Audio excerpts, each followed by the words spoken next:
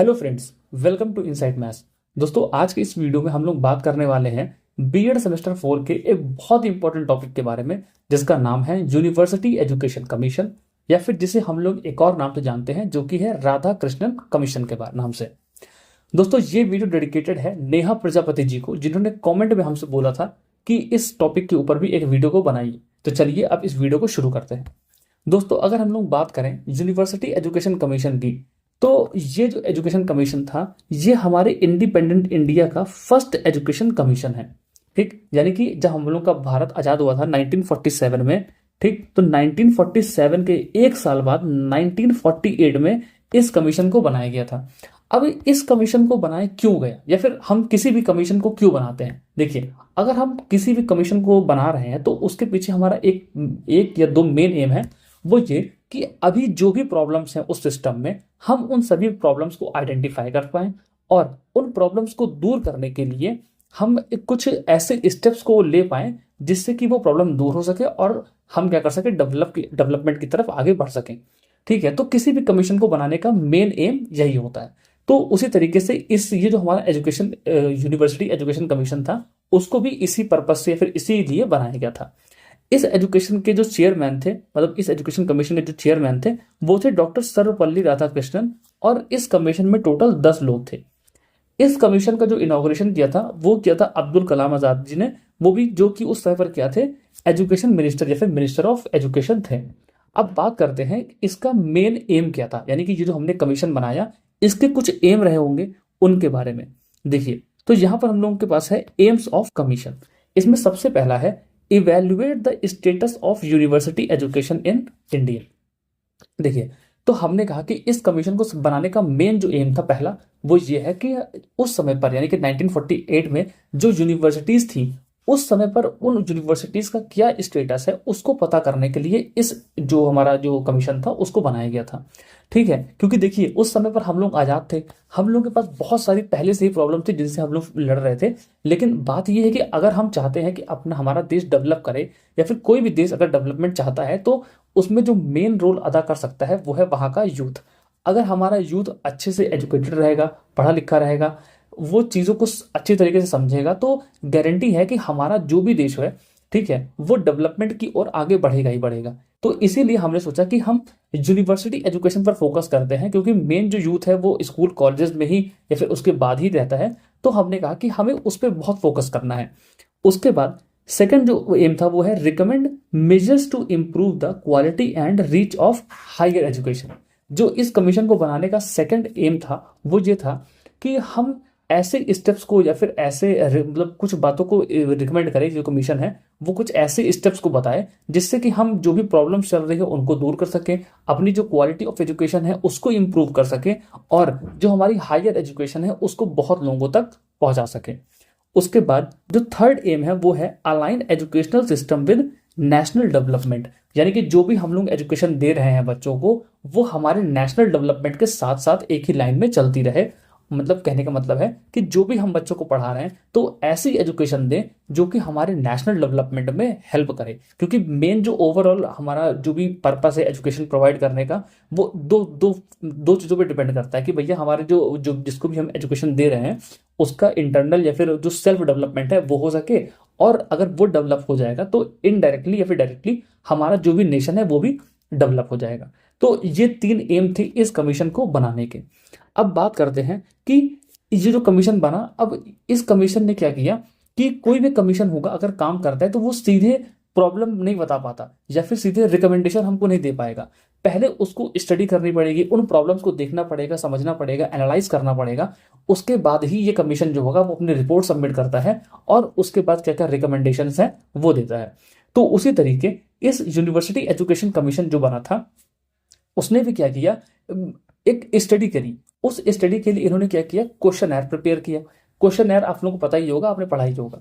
ठीक है, तो क्वेश्चनर में इन्होंने कई लोगों को क्वेश्चंस, मतलब जो पेपर में प्रिंटेड थे उनको कई लोगों को दिया, उनसे जो फीडबैक मिला उसको कलेक्ट किया। लगभग 600 पेजेस के आसपास में इनको मिला था। ठीक है, उन्होंने उसको पढ़ा। तो यहाँ पर क्वेश्चनर के थ्रू इन्होंने स्टडी करी, और इन्होंने कई यूनिवर्सिटीज़ में जा करके वहाँ के जो टीचर्स हैं, वहाँ के जो स्टूडेंट्स हैं, वहाँ के जो स्टाफ्स हैं, उन सबसे मिले, उन सबका इंटरव्यू लिया और उन सबसे जानने की कोशिश करी कि भाई तुम्हारी यूनिवर्सिटी में क्या क्या प्रॉब्लम्स हैं। ठीक है, तो यहाँ पर लिखा हुआ है visited universities and interviewed teachers, students and staff and studied their problems, यानी कि ये अलग अलग यूनिवर्सिटीज में गए और वहां पर जो जो प्रॉब्लम्स थी उनको इन्होंने नोट डाउन किया। और उन प्रॉब्लम्स को नोट करने के बाद, ये सब समझने के बाद, एनालाइज करने के बाद कि वहां पर क्या क्या प्रॉब्लम्स है, इन्होंने कुछ रिकमेंडेशन दी जिससे कि हम उन प्रॉब्लम्स को दूर कर सकें। तो अब हम लोग बात करेंगे कि इस कमीशन की क्या क्या रिकमेंडेशंस थी। ठीक, अब देखिए सबसे पहले तो उन्होंने एम्स के बारे में बात किया कि जो भी हम एजुकेशन दे रहे हैं या फिर यूनिवर्सिटी एजुकेशन जो है उसका एम क्या होना चाहिए। ठीक, यानी कि हम लोग कॉलेज में जो भी पढ़ाई कर रहे हैं उसका एम क्या होना चाहिए, उसके बारे में इन्होंने पहला रिकमेंडेशन दिया। उसमें इन्होंने बताया कि हम ऐसी एजुकेशन दें, यानी कि जो भी हमारा एजुकेशन देने का जो एम हो वो ये ना हो कि बस बच्चों को रटा देना है चीज़ें। ठीक है, हम चाहते हैं कि बच्चों में ट्रेनिंग ऑफ लीडरशिप हो, मतलब कि उनमें लीडरशिप क्वालिटी डेवलप हो पाए, development of knowledge and wisdom, लोगों में समझ डेवलप हो पाए, लोगों में ज्ञान डेवलप हो पाए। वो सिर्फ चीज़ों को रट के काम ना करें बल्कि उसके पीछे अपना जो क्रिटिकल थिंकिंग है, लॉजिकल थिंकिंग है, रीजनिंग है, उन सबको भी अप्लाई करें और मतलब लोगों में एक तरीके से समझ पैदा हो पाए, सिर्फ रटाने पर नहीं, उनके जो हमारा कॉग्निशन है उसको डेवलप करने पर, उनकी समझ को डेवलप करने पर इनका मेन फोकस था। उसके बाद है love for higher values of life. सिर्फ पैसा कमाना ही जीवन का एम नहीं होना चाहिए, हमारे देश के लिए हम क्या कर सकते हैं, ऐसी वैल्यूज का डेवलप होना, अपनी सोसाइटी के लिए हम लोग क्या कर सकते हैं, इन वैल्यूज का डेवलप होना, इस यूनिवर्सिटीज में जो एजुकेशन दी जानी थी उसका मेन एम होना चाहिए। उसके बाद है कल्चरल प्रोग्रेस, और जो भी हमारे कल्चर्स हैं हम उन सबको भी ना भूल जाएं, भले हम कितना भी एडवांस हो जाएं, लेकिन जो भी हमारे कल्चर्स हैं, हमारे रिलीजियस थॉट्स हैं, व्यूज हैं, उन सबको भी हम ना भूल जाएं।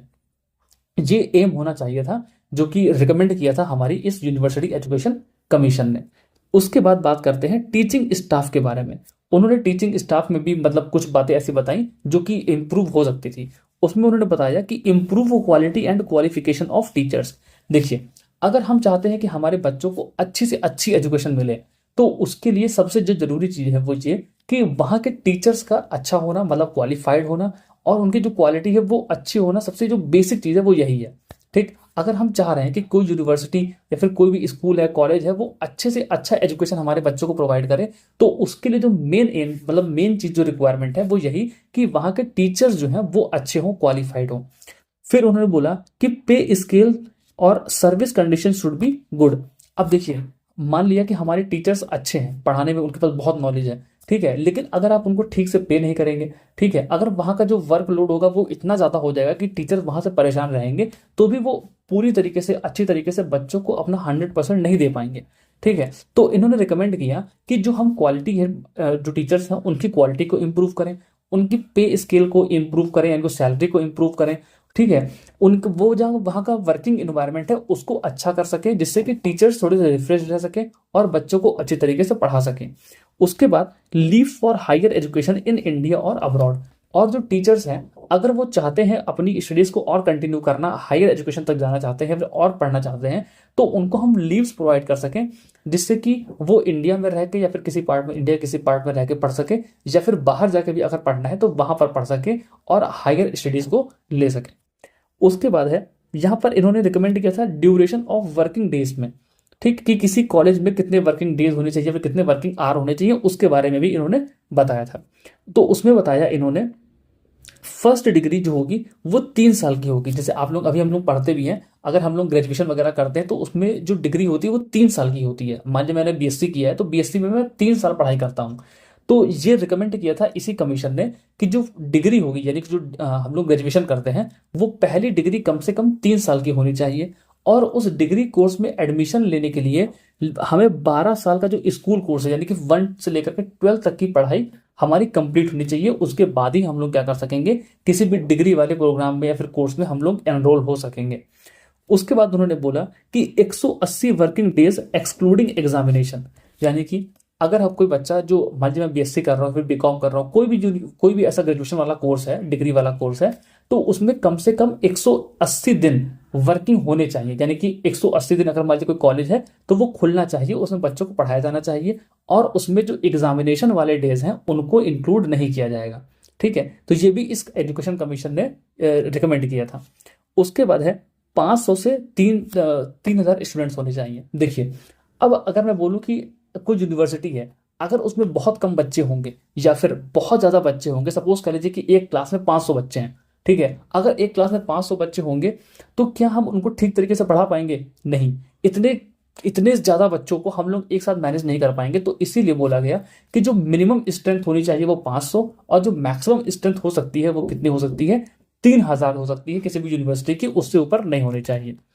उसके बाद यहाँ पर बोला गया कि रिसर्च फैसिलिटीज पर भी हमको अच्छा फोकस करना है, ठीक है। यहाँ पर रिसर्च फैसिलिटीज का मतलब देखिए, अब आप सभी लोगों को पता है कि अगर किसी भी कंट्री को डेवलप करना है तो उसमें रिसर्च चीज वाली चीजें होनी चाहिए, ठीक है। तो इस एजुकेशन कमीशन ने, यानी यूनिवर्सिटी एजुकेशन कमीशन ने बोला कि जो हमारे देश के अच्छे माइंड्स है, ब्रिलियंट माइंड्स हैं, हम चाहते हैं कि उनको रिसर्च वाले काम में लेकर के आया जाए और उस काम के लिए उनको पे भी किया जाए जिस उम्र में। क्योंकि अब सोचिए, अगर मान लीजिए मैं हूं, अब अगर मैं रिसर्च करूंगा अब, तो वो रिसर्च हमारे देश के लिए काम आएगी, हमारे देश के डेवलपमेंट के लिए काम आएगी।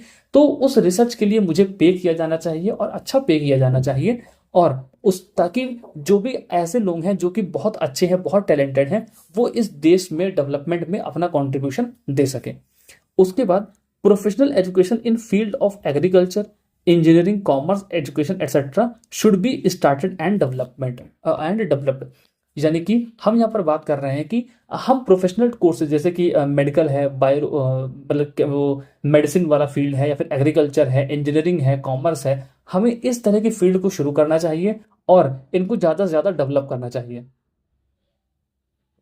लाइट चली गई है गाइस, खैर इसको छोड़ते हैं, आगे बात करते हैं, ठीक है। तो हमने कहा कि इस तरह की चीज़ों को डेवलप करना है जिससे कि हम लोग अपने देश को और डेवलपमेंट की तरफ लेके जा सके। उसके बाद है मीडियम ऑफ इंस्ट्रक्शन। देखिए, अगर हम मीडियम ऑफ इंस्ट्रक्शन की बात करते हैं तो यहाँ पर मीडियम ऑफ इंस्ट्रक्शन में हमारे पास है कि एक तो मदर टंग है, जैसे कि कोई है, मान लीजिए मैं यूपी का हूँ, तो अगर यूपी में देखा जाए तो हिंदी हमारी मदर टंग होती है। अगर हम तमिल में चले जाएं तो वहाँ की मदर टंग होगी। तो हम जो मीडियम ऑफ इंस्ट्रक्शन होगा वो पहला मदर टंग होगा, दूसरा हिंदी है, और इन दोनों लैंग्वेजेस के साथ हम बच्चों को इंग्लिश भी सिखाएंगे।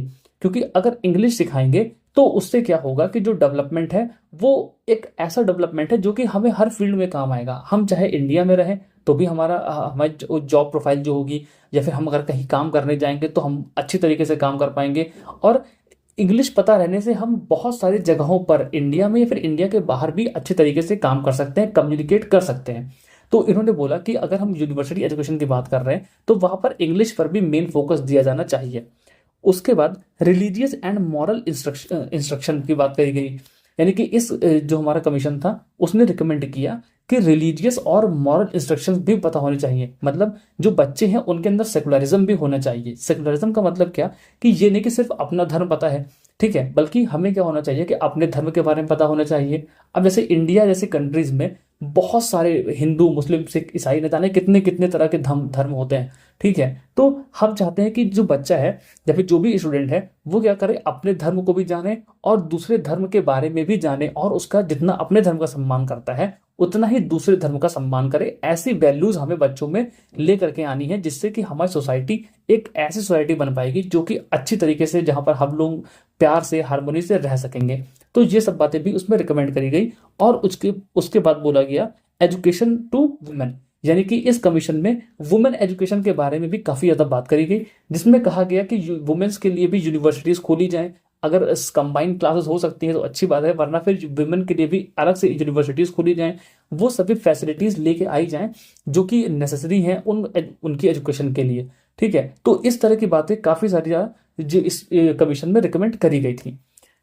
तो दोस्तों, ये कुछ रिकमेंडेशंस थी जो कि हमारी इस यूनिवर्सिटी एजुकेशन कमीशन में दी गई थी, जो कि अब खत्म हो चुकी हैं, ठीक है। तो यही टॉपिक था। खैर, बहुत डिफिकल्ट टॉपिक नहीं है, इजी ही टॉपिक है। आप इसको एक बार पढ़िएगा मेरे नोट से, जो कि आपको टेलीग्राम पर मिल जाएंगे। उससे आपको ये चीज़ें और अच्छे तरीके से क्लियर हो जाएंगे। तो दोस्तों, आज की वीडियो में इतना ही। मिलते हैं अपनी अगले वीडियो में, तब तक के लिए बाय बाय।